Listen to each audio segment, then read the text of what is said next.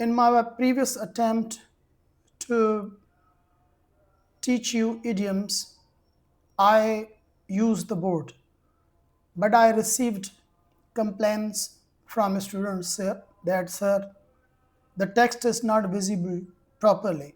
So I chose this method because purpose is to teach you English idioms and grammar. So let's start with today's idioms.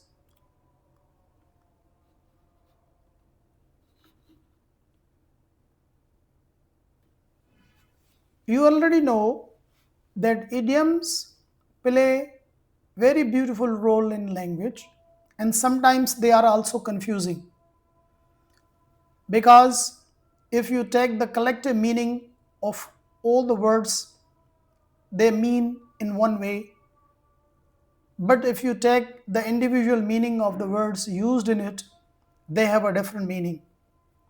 So that is sometimes confusing, but they also add a little beauty to the language and expression. So since they are confusing, I chose to discuss this topic too with my students and teach them the meaning of certain idioms and also how they are used in sentences. So let's start with today's idioms. I have chosen 3 idioms today.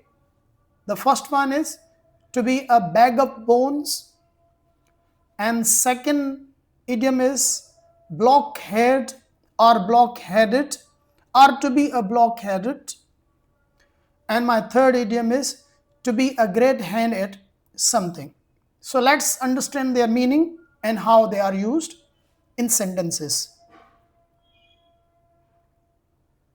The first idiom is to be a bag of bones. The meaning of this idiom is to be extremely thin, sometimes because of starvation or lack of food, or maybe because of some disease, we lose a lot of fat and we look very thin. So people suddenly, in a shocking way, tell us, oh, you are very thin. But they can also say that, oh, you have been reduced to a bag of bones. So this is the meaning of this idiom. Let us learn this idiom in some other sentences. The first sentence is, the stray dog hadn't been fed for weeks and was reduced to a bag of bones. Means stray dog means not owned by any owner. So the dog couldn't feed himself and lost a lot of fat. So from the look, it was looking no more than a bag of bones. So the stray dog again hadn't been fed for weeks and was reduced to a bag of bones.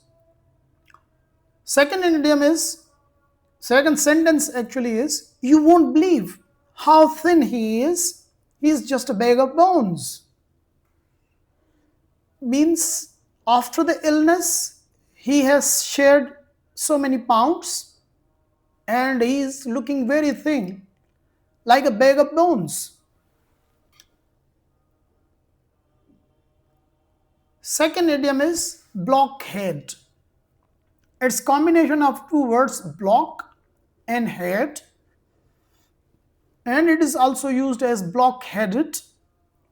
So meaning of this idiom is stupid, dull, or unintelligent person, or unintelligent. This term, as I earlier mentioned, can also be used as blockheaded. The meaning is always same. Here are some sentences I have used them. The first sentence is, he is blockhead for not seeing the obvious solution.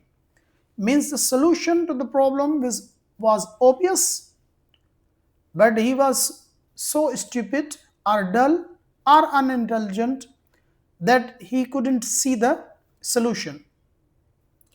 Second sentence is his blockheaded remark offended everyone in the room. His stupid, I can also use here, his stupid remark offended everyone in the room.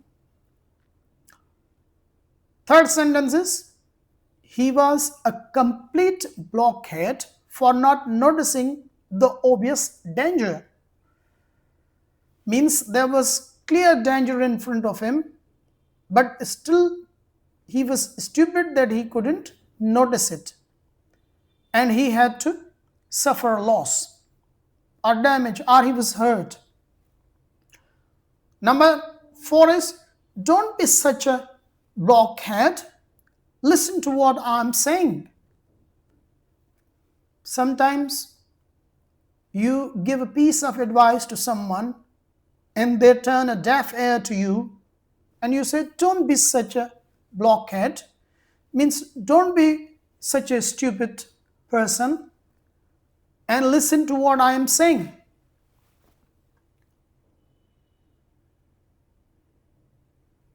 My third idiom is to be a great hand at something.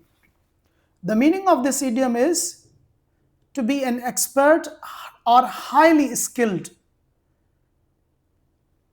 There are some people, because of their practice or being God gifted, they are very much expert or very much skilled in doing certain things. So we say they are really great handed something. Some people are great hand at paintings. Some ladies are great hand at cooking some dishes. So this is the situation where we use this idiom. Let's see some sentences made with this idiom. The first sentence is she is a great hand at explaining difficult concepts simply. Means she is very much skilled or highly skilled to making difficult things easy to understand. If your concept is not clear about difficult things, so she is a great hand at explaining it. Number 2 is she is a great hand at baking cakes. Means she is very much expert. She is wonderful baker in baking cakes, and everyone relishes every bite of the cake she cooks or she bakes. My third sentence is my uncle is a great hand at fixing cars. So my uncle here is very much skilled or highly skilled or expert in finding faults with the cause and fixing them. That is the end of today's idioms. I hope you enjoyed this session. I would like to hear from you if you really enjoyed it in the comments. Until the next session, bye bye.